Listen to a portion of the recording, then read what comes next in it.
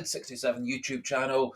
This late Friday evening video is a preview of Sunday's game between Kilmarnock and Celtic, a game for Celtic to get back onto winning form, getting back to playing attacking football and maintain their position at the top of the Scottish Premiership, maintain their gap over their potential rivals for the title, and a game for the players and Rodgers to start doing their job to the best of their ability, start earning the millions of pounds a year that they all get, and start delivering attacking football and winning football again for Celtic on the pitch, which I think will go a long way to quelling a lot of the unrest off the pitch in terms of fan protests, etc.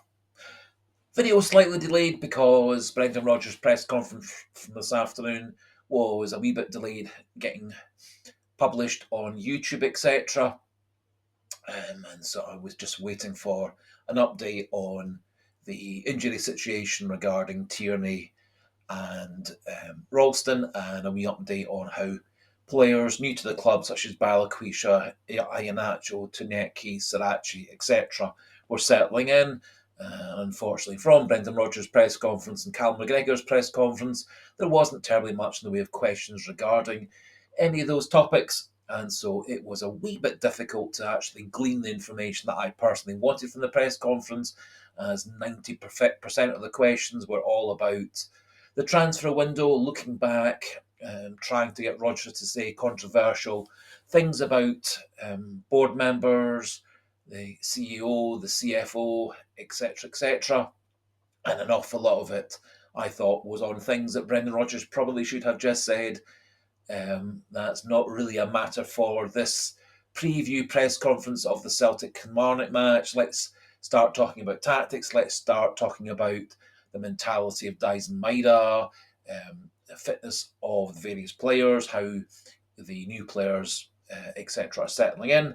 Unfortunately, apart from a wee update confirming that Tierney is in training after a few days off, and Iheanacho will be fit and ready for a game on Sunday, and also that Anthony Ralston is in a walking support boot for a wee bit longer, and that he will be unavailable for the game.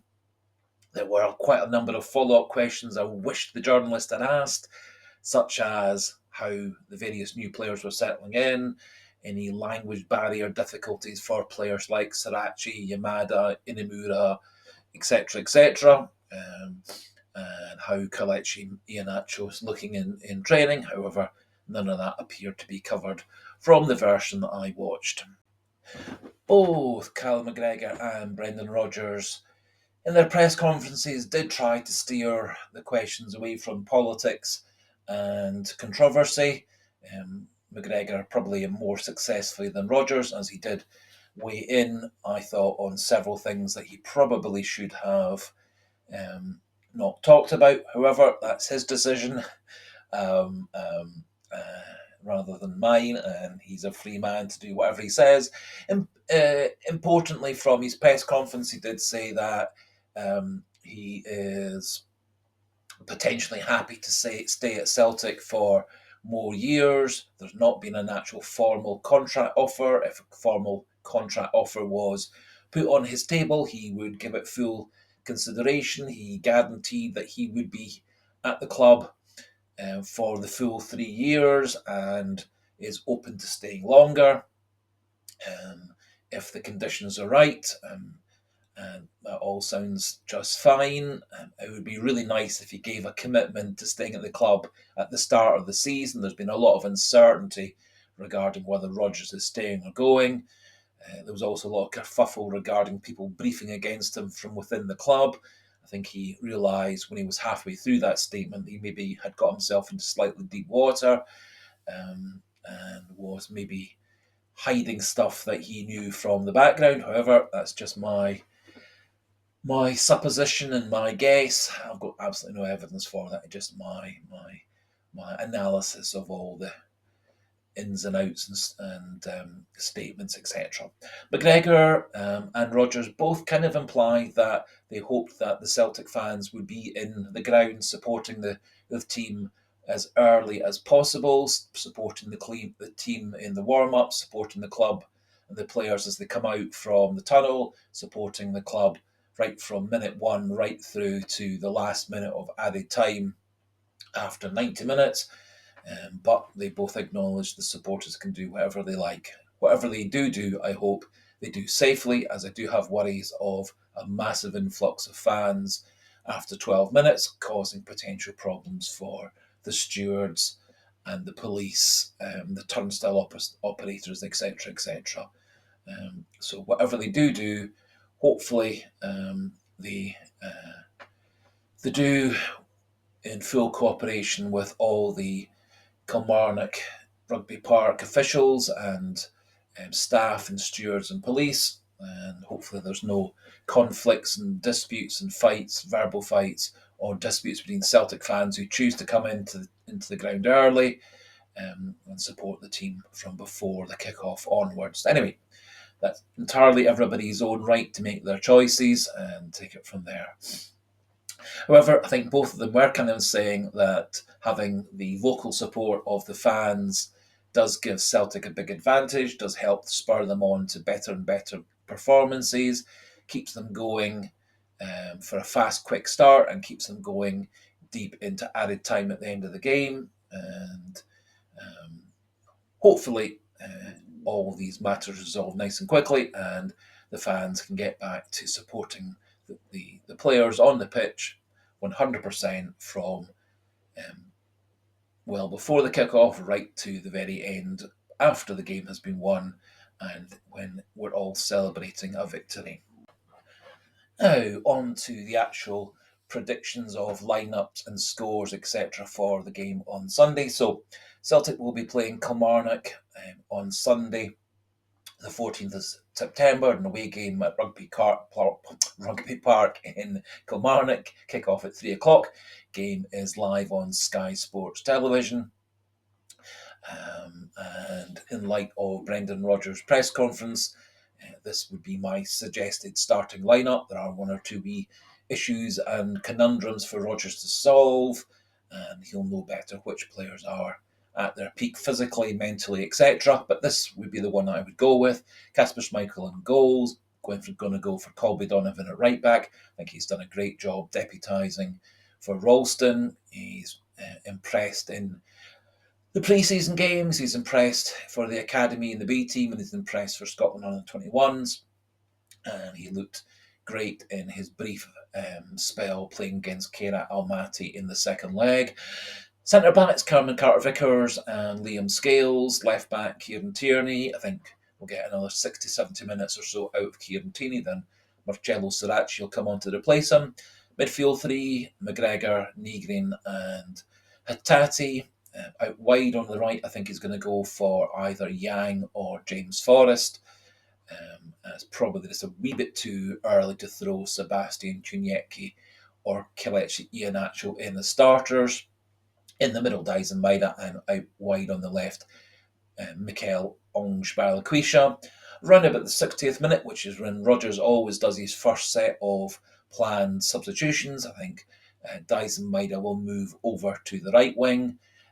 Kelechi Iheanacho through the middle, and Sebastian Chuniecki taking over on the left side of the attack. That does allow Chuniecki to use his two-footedness to either cut inside on the defenders or take them on the outside and cross with his left foot.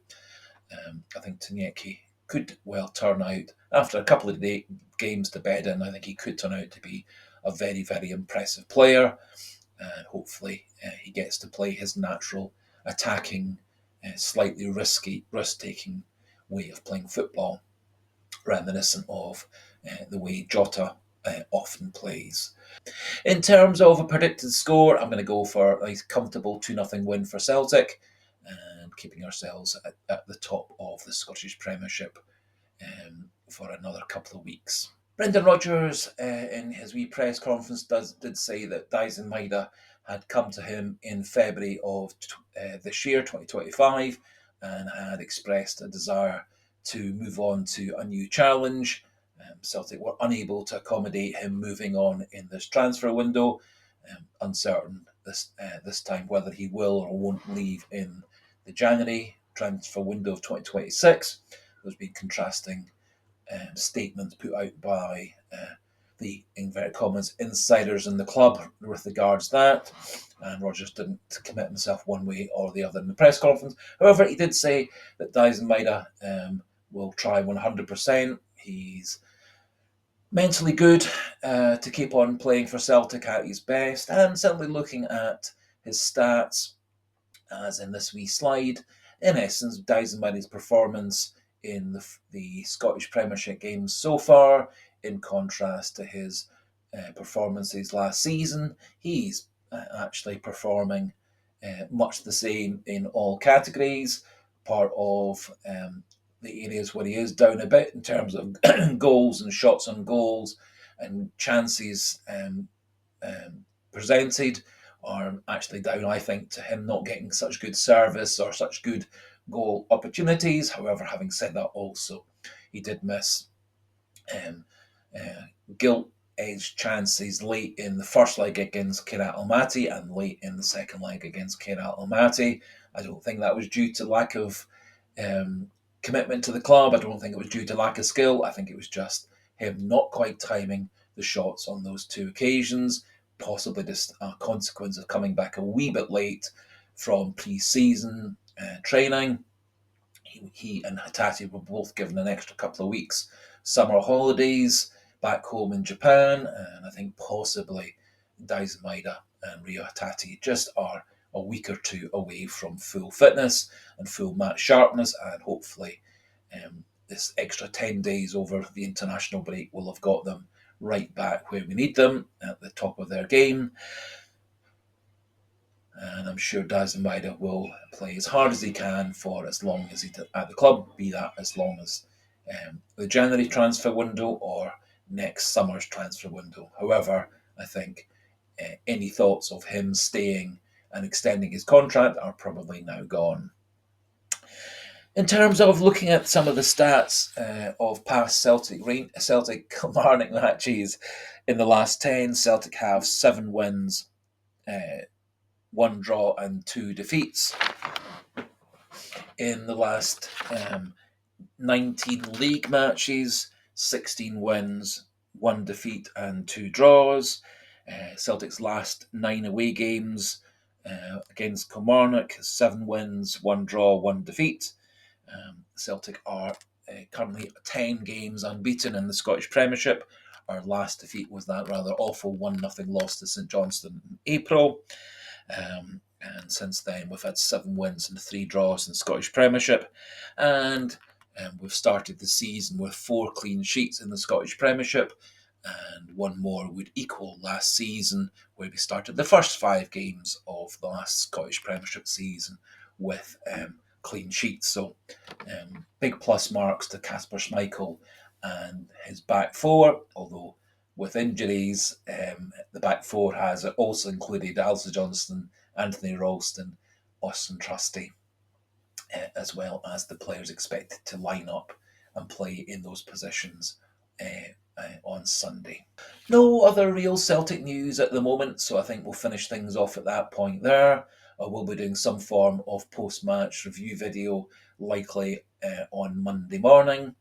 And as we go, just a wee polite suggestion, encouragement for all those new to the channel not yet subscribed. Please do click that subscribe button, and do please pop your own thoughts regarding predicted lineup and predicted score into the comment section, so we can have a nice wee chat debate regarding how Celtic are going to line up, how Celtic are going to do, and your own thoughts regarding our chances of a good result on Sunday.